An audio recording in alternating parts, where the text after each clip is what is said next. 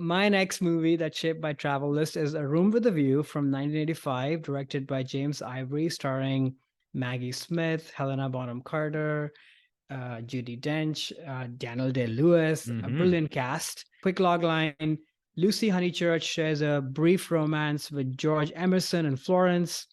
Yet, as she tries to move on with her life and look for marriage elsewhere, can she truly forget the events of that summer? We talked about with Eat, Pray, and Love of kind of your journey of finding yourself and self-reflection and such. And I should have mentioned actually in the Eat, Pray, Love section, I watched that movie when I was kind of going through a semi-breakup. So Mm-hmm. there's a reason why that movie has kind of held with me.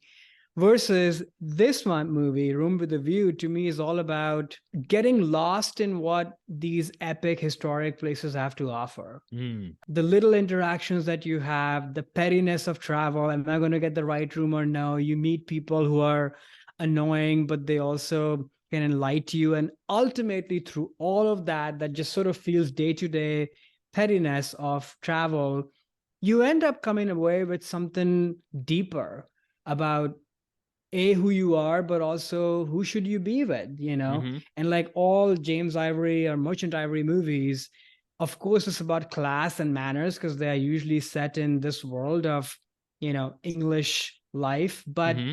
but I think this movie secretly is a romance, and it's sort of a finding who you are kind of movie, which I really love. So, but yeah, curious if you had watched this movie before. I've not seen this film before. Mm. I'd been to Florence, which is where the Hmm. film starts, and Hmm. I'm assuming just English countryside, which I've Right. driven through, but never actually spent, sort of the time that they do in this. Yeah, I had sort of an idea of. I haven't seen a lot of Merchant Ivory films. I know that they're one of your favorite producing Right. director combos. And in my head, I always imagined this being like a sort of a slow sort of drama. And it really actually felt to me a lot like a romantic comedy. And in a Oh yeah. way, a lot of this style, I think, was taken in the 90s and kind of dialed up and then given sort of like the romantic comedy style that we've seen over the, since the 90s in terms of what that was doing in the genre. I thought that was actually kind of really surprising. I was not anticipating that aspect of this being such a light sort of fun, even though it deals with serious things, right? Yeah. Unrequited love, all the manner stuff that you mentioned, but it is a very light and fun film, which is sort of how the words I would use to describe it. I'm glad to hear. And that's, I think, the genius of Merchant Ivory Productions, because from the outside, it can feel like this is going to be slow and stodgy, but Right. it's always effortless. It's always sumptuous. It's a breeze, but then it leaves you with something deeper to Yeah. think about, which is sort of, they just nail that always. I should have mentioned that from a place standpoint, it's English countryside that, Mm. I mean, I've been to Italy. I've not been to Florence. I would love to go there. It looks amazing, It's obviously. incredible. Yeah, Yeah. absolutely incredible. But Yeah. what I put this movie on the list for was the English countryside. And this, I think, goes back to me and my family, and now my boyfriend's love of watching, English countryside set murder mysteries and dramas and what have you, which I've always had a sweet spot for that. There's something, I don't know, very beautiful to me about these cottages and Yeah. all of that life. For a little bit would be incredible. But yeah, I agree. Like, it is a romantic comedy, especially Daniel Day-Lewis's Oh character my is, God. what a performance and what an amazing character he plays in this movie. Yeah, Cecil. he is so annoying in a way Yeah. where like I still honestly can't tell if he did a terrible job in this film or if he was trying to act completely. He was like putting the whole movie to me. It felt like he was trying very hard to act, and I either that was That's the again point. his character is doing that to try to put Yeah. on some airs, or Daniel Day Lewis just wasn't good at that point. I was, which probably isn't the case because he's one of the No. best actors. But I was kind of like struggling with his performance. I had no idea he was in this movie. But your point in the English countryside, I think they did a very good job of it looking very full of life. Like in most of the scenes with the sound design, you could always hear birds chirping, Yeah. wind blowing, even if they're inside because all the windows were open because there was no AC at that point. And it really made you feel like you were there. Nice sort of rolling hills and the greenery. It really was like something. Oh yeah, because like that'd be kind of fun maybe to hang out in an English countryside or go to a pond and run around naked for 7 minutes in a movie for some reason. I know. The amount of scrotum in this movie was definitely very surprising. And I was like, okay, I get it. Like they're nude and they're running around and they just keep going with this. And I was like, what are they trying to say here? But it looked fun. You know, I'm not a big fan of ponds. I find them kind of dirty. So I don't know if I would have jumped in that and like swallowed some of that water, but maybe back then before pollution, it was fine. But I thought that scene was pretty funny.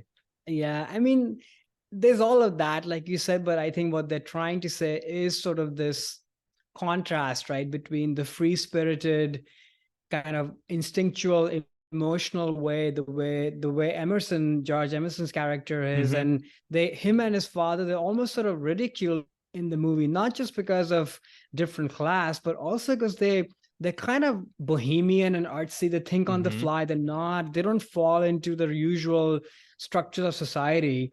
And I think it's very intentional that you literally have him and the other people running around naked while Cecil, the mother, and Lucy Honeychurch show up in white. That was really clothing. Funny. Yeah, again, romantic comedy. I'm like, oh, this is like romantic comedy, but very purposeful, kind of showing that, you know, the disparity and the contrast between these two worlds. And they kind of say that in the movie about Helena Bonham's character, that even though she puts on this persona that she is from this kind of more cultured, hierarchical world, upper class, on the inside, she is this sort of passionate, more free kind of person. And that comes out in her music, the way she plays the piano and all of that. So there's a lot of these subtle touches. And like I said, it's just a classic thing. You can read into all of that or not, and you can still have a good time. Right. That's what makes a good movie. Like the themes are there. You can pay attention to them to make it enhanced. But on a surface level, it just felt like a breezy, fun. Again, if it was set in the present day instead of back in Edwardian England, this could have been a movie that came out in like 94 with like Meg Ryan and, so contemporary. Hugh Grant. It really was. And that was what surprised me, because in my head, I'm like, oh, Room with a View. Like, I think I know what this is going to be. When I went into it, I was like, oh, wow, it's not. Though one other thing I'll say that I thought was funny, the movie's titled A Room with a View. And in the very opening scene, the women kind of get to this hotel in Florence and they open the window and like, this view sucks. I'm like, it's fine. What are you complaining about? Just don't be so annoying. But then when they go to the actual room with the view and they open it up, I'm like, oh my God, that is a view. Okay. You were right to complain if this is the room you get with the upgrade, and that view is amazing. And Florence, again, is one of the most magical cities I've ever been to. And it just in that window frame captures like the amazingness of what Florence is. And I think that was really fun. I'm like, come on, guys, like that view's not that bad. You're seeing the street, you're in Florence, like stop complaining. And then you see the other views, like, oh my God, that I want that room too, Yeah, I want to go to all of those places. But even there's like kind of double layered meaning, right? Like room with a view, literally, of course, but also room with a view to a different life, right? A different, lens into who you are. So all of that stuff is at play, which is why, this is one of my kind of comfort films as well. I mean, all of Imaginary movies are, but this is definitely on the list because of all of that. Yeah, I was definitely thinking about it as like a room with a view means you kind of can look out and explore the world instead of this social society that she was coming from, where you don't open the windows, you don't go outside, you're just thinking about yourself. You're stuck in a room with no windows, a room with closed windows, right? And she wants a view in her life, and that is what she eventually finds, I think, in the end of the film. But the view is also awesome. Like on a literal level and a thematic level, I'm like, okay, I want that. I'm sure that actually exists. I bet you could go to that house. Because they filmed it in. I looked this up afterwards just to be like, it looked all like they filmed it there. It was all filmed in Florence and like shut down the square and everything. And I'm like, wow, like that must have been tough to do from a permit standpoint. But you needed to be there. You have to be in the actual place. You have to be. And this, again, is the genius of Merchant Abbey Productions, because these are not expensive, big budget movies, but somehow Ismail Merchant, the producer, would sort of finagle his way in getting all these permits and getting these big stars. And they would do decently well financially because they were made really cheaply, but they look very expensive movies. They do. Yeah. The other thing I was going to say was that it'll be so hard to make this list that we are making of current movies because they don't go anywhere. A common theme of all of our lists, movies on our list, that they went to the actual places, which is critical for this list, as I keep harping on over and over again in my episode post.